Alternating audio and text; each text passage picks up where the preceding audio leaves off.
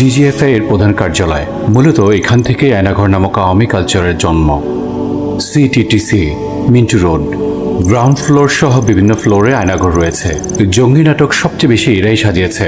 DB কার্যালয়ের পাশে হওয়ার কারণে সিটিটিসি এর নাম কম আসত, কিন্তু এরাই ছিল গুম ক্রসফায়ারের master mind. DB office, Mintu road, হারুনের ভাতের হোটেল নামে পরিচিত। অ্যান্টি টেরোরিজম ইউনিট, সংক্ষেপে এটিইউ, বারিধারা, টাকলা মনিরুলের হাতে গড়া। এরা 15 থেকে 16 বছরের বাচ্চাদের ধরে এনে গুম এবং নির্যাতন করে 164 ধারায় জবানবন্দি নিত। আশ্চর্যজনকভাবে এদের নাম এখনো কোথাও আসেনি। র্যাব হেডকোয়ার্টার, উত্তরা এয়ারপোর্টের পাশে।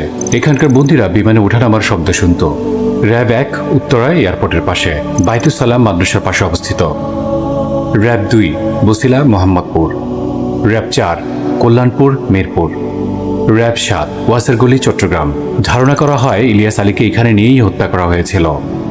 র্যাব 11, নারায়ণগঞ্জ। র্যাব 15, কক্সবাজার। এছাড়াও র্যাবের প্রতিটি বিভাগীয় কার্যালয়ে আয়নাঘর থাকার প্রবল সম্ভাবনা।